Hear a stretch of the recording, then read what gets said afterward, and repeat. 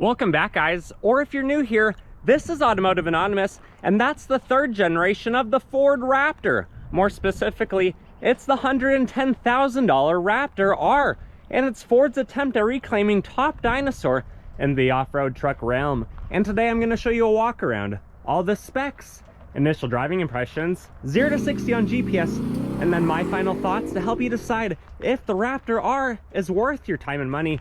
And big thanks to Goody Mazda for letting me borrow theirs today. I'll link it below if you're interested. Otherwise, let's dive right in with this review. So if you're new to the Ford Raptor nameplate, it first came out for the 2010 model year. That was still part of the first generation of the Raptor. But this third generation, and more specifically the R trim level, started in 2023. It's actually based off of the Super Crew 4-door, which a base F150 XL starts at about $40,000. And there's 8 trim levels topping out with the base Raptor in the $70,000 ballpark.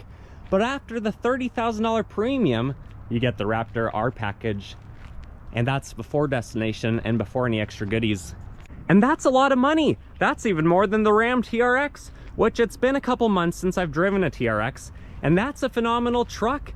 It's also disappearing for the 2024 model year. Meanwhile, the Raptor R gains 20 more horsepower for this year, making it up to 720 at the crank. But don't worry, I'll show you under the hood in just a few minutes. This Raptor R is powered by the 5.2-liter supercharged engine and a 10-speed transmission, but that engine is what you find in the current generation Shelby GT500, or should I say the last generation before these new S650s came out just in the last couple months. These days, pickup trucks are huge, even 1500 variants like this.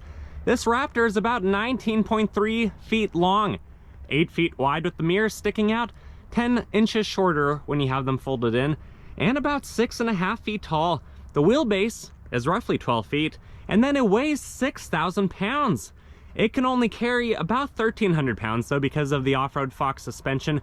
It's not designed to tow a lot and to payload a lot, but it's designed to have a lot of suspension travel and 13 inches of ground clearance. But despite its suspension, it can still tow up to about 8,700 pounds with its Class 4 hitch that it comes with. And it even has a 33-degree approach angle, 25-degree departure angle, and 410 final drive gears. But it takes about 50 feet to do a full circle, so plan accordingly when you need to do a U-turn. If you like the Ford Raptor, or you like my style of review, please consider liking this video.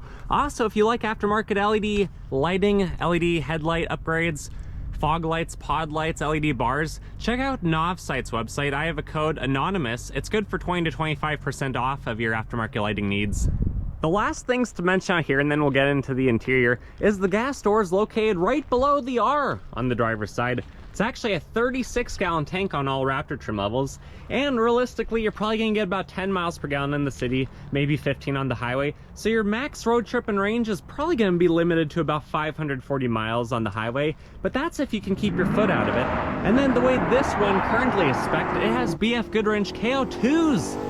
And it's the 37-inch tire package. So it's a 37 by 12.5 by a 17-inch beadlock capable wheel. And then you can actually leave the keys in your pocket because you have the proximity key features. But when you have to get them out for any reason, you have unlock, lock, engine start, tailgate drop, panic button. For just over 100 grand, you'd expect a pretty decent interior to match all of your off-road capability and performance.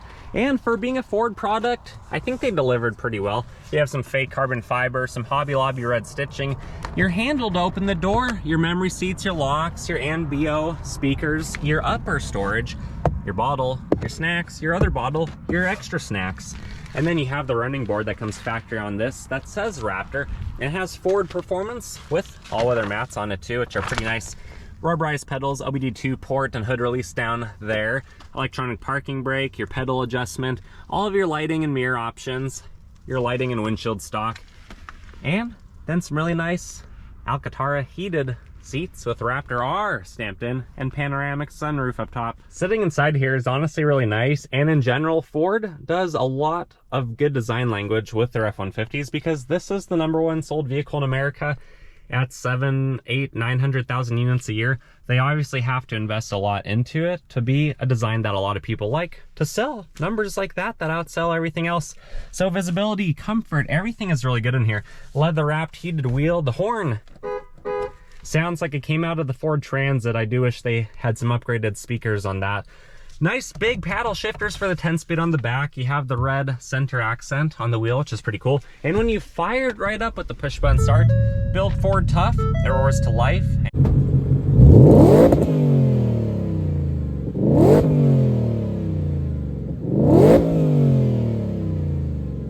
And you see the image of a Raptor reminding you of your stellar sub 12 mile per gallon MPG average.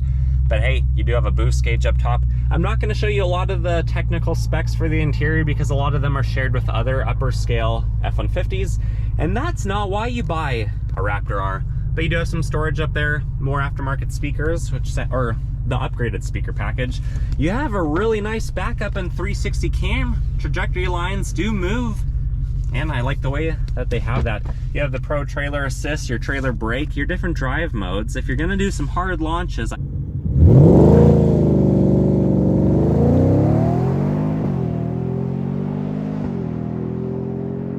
I'd probably recommend 4 Auto to limit wheel spin and then disengage the transfer case clutch. But you do have heated seats, ventilated seats, wireless charging, plugins, a lot of storage throughout. You can even drop the handle down and open up and do some work, because you buy a Raptor R to do a lot of work, I'm assuming. That's why you have a pencil slot and a double cup holder. Otherwise, you have all of your auxiliary switches, so you can wire in some aftermarket lights like the knob sights I mentioned earlier. You have all of your controls for the giant pano moonroof, and even some LEDs to check yourself out. But does it slide? It does. And you have some garage door openers, so that's pretty cool. But enough of this, let's hop in the back and see what the back seats are like. The back door panel has all the same theme and design language. You can have the double pocket and a cup holder, which I really do appreciate. Otherwise, you have a couple steps to get up here. These seats, you can lift them up with the strap, and you have a huge amount of storage down there for your groceries in case this becomes your grocery getter. But otherwise, B-pillar handle. I'm 5'11", about 190, and I have quite a bit of room in front of my knees. And these seats are plush, really comfortable. Cup holders, heated seats, plug-ins, even household style, ventilation, and of course, center armrest with a spot for your hand to just drop down. So not too bad. Otherwise, from back here, it's actually pretty nice, and this would be a really fun place to be hanging out, to be chauffeured in the backseat of a Raptor R. And dang, does the back of the Raptor look good, but I'm just gonna use the lazy method and use the remote to drop the tailgate. Back here, you can see that you have the access port to pull out the stair, to pull out the handle if you need that assistance to get up to the raised suspension of this. Otherwise, it's just the standard bed on this configuration. You have the 400-watt outlet. I do wish that was a little bit higher wattage. Some tie downs, which can be removed. You have some LED lighting, the camera back there, and your ruler or your yardstick. So if you gotta measure some stuff because you got some work in the back of your Ford, you can do that too. Otherwise, it lifts back up, and it's as if you never even had it down in the first place.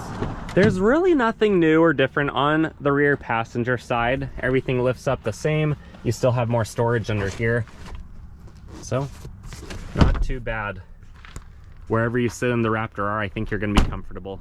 But if you get a ride shotgun in the Raptor R, you have a really nice door panel. The only thing you're missing compared to the driver is, of course, some of the controls, but instead Ford makes up for it by giving you an extra storage or snack pocket right below the fake carbon fiber. Otherwise, the running board goes the whole length, and it's thankfully not one that drops down very low, so you don't lose much of your 13 inches of ground clearance. And you still have Ford performance on the door sill. Electronically controlled seats are ventilated and heated. My backpack is reclined, having a good time. And you have more storage on the transmission tunnel side, locking glove box from the key that's in your remote. But it's a small glove box. It's pretty sad. Thankfully, you have the upper glove box, which is hidden and blends in nicely with the fake carbon fiber theme accent.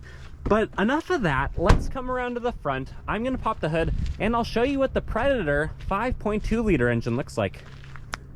I always have the worst time remembering that the supercharged version is the Predator, and the non-supercharged from like the Shelby GT350, that's nicknamed the Voodoo engine. But it looks really good under the hood. You have all of your reservoirs right up top, easy to get to, easy to find. Your battery on the passenger side, your air induction to the filter, through the box, through the giant throttle body to that Raptor supercharger from the Shelby GT500. And it's a really nice engine powered by Ford, as it says.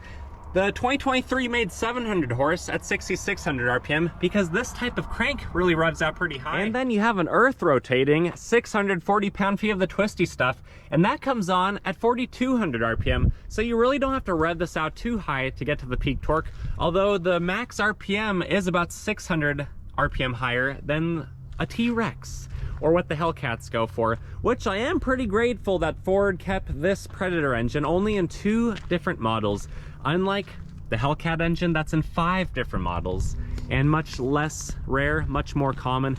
But with that said, let's drop the hood, take it for a drive. And here's my favorite part. I'm gonna time travel and teleport you guys to one of my favorite roads. We'll see how it drives. We'll do the 0 to 60, and then we'll meet back here for my final thoughts. Initial driving impressions of the Raptor R. It is really fun super truck, and in my opinion it does fare pretty close to the TRX, although it's been a few months since I've driven one of those. But when you're not under heavy throttle, it's composed, it's actually pretty elegant, and it's extremely smooth. These 37-inch tires, the Fox shocks, the 13 inches of ground clearance with the 12-foot wheelbase means that this is really capable. Obviously, it's a Raptor by name.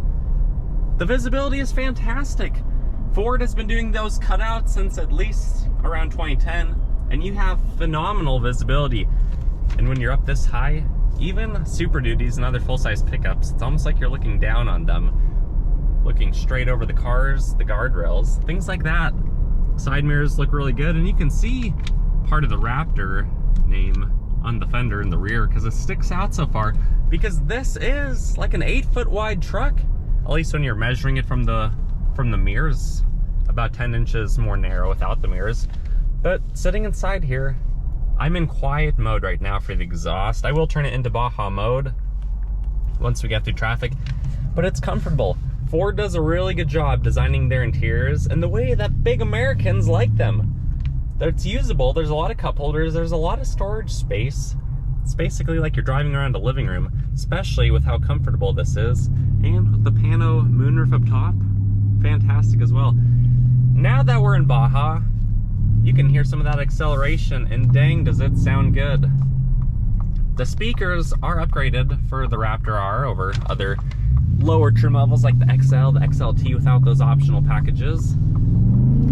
Well, why would you want to listen to anything other than that supercharged 5.2 liter engine? Honestly, guys, I haven't driven a Gen 2 or 3 Raptor. I've had the opportunity, I just never really cared to with the EcoBoost engine. I've driven the regular F150s, and they're impressive with their speed. I'm not necessarily overly impressed with expected reliability out of such a complex engine with twin turbos and all the overhead quad cams, everything your heart could ever desire if you like complexity. But driving this Voodoo 5.2 with a supercharger out of the Shelby, this is fantastic. This truck feels extremely special, and if you guys ever get the chance to drive one, absolutely take the opportunity. This thing is a hoot. But you know what, guys, let's get to the private road. Out of all the congestion, all the traffic where most of us probably drive and spend most of our time, and let's do a 0 to 60. But before we get to the 0 to 60, in case I failed to make it perfectly abundantly clear, this is a fantastic vehicle to drive, extremely entertaining, extremely hilarious. All the noises it makes, doing rolling burnouts when you're in two-wheel drive at low speeds. Man, this thing launches hard, but after driving the 1,000 horsepower Plaid, nothing, in my opinion, that's lesser than that really feels that fast anymore. So this just feels like the king of trucks. It feels like the apex predator. I'm not sure if I'd rather have this or the TRX. Both of them have a lot of value, a lot that they offer with their 700 plus horsepower base engines that each have plenty of potential to mod and to have more fun with. But this is a really entertaining vehicle. Just be aware that it handles horrendously around town in that it takes 50 feet to do a full circle. Doing a U-turn, you need at least 20 feet, which is like 10 feet more than the tightest turning of cars, and maybe 8 feet more than the average crossover or things of that nature. But when you can get past the fact that this is a big truck on big 37-inch tires and there's physical limitations to that, even that Gladiator right there just looks puny in comparison to this. You're gonna have a lot of fun driving the Raptor. Just know what to expect, know what you're getting in for.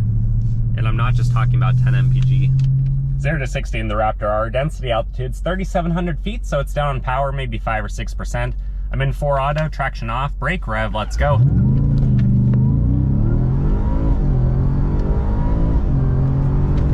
And true 0 to 60 came in at 4.26 seconds. Not bad. Without the foot of rollout, it was a little bit faster. Here's the graph and my final thoughts. My final thoughts is overall, the Raptor is one bad gas-powered truck. It's fast, relatively ferocious, and quite the statement between its high-revving supercharged V8 and having enough ground clearance to basically drive over anything you want to. And an exhaust note that's quite unique, and a pretty good distinction between this and every other truck on the road, while not even having a soft limiter and letting you rev it all the way to redline, which is pretty impressive. I think that the Raptor R is definitely going to go down in history as a legend, but is it worth $110,000 or more? And is it better than a T-Rex, which is leaving us after this year?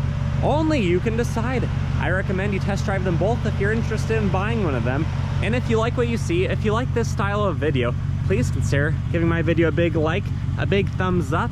Subscribe if you haven't already. I always post at least once or twice a week, and I hope to see you on the next one. But until then, take care. See you guys.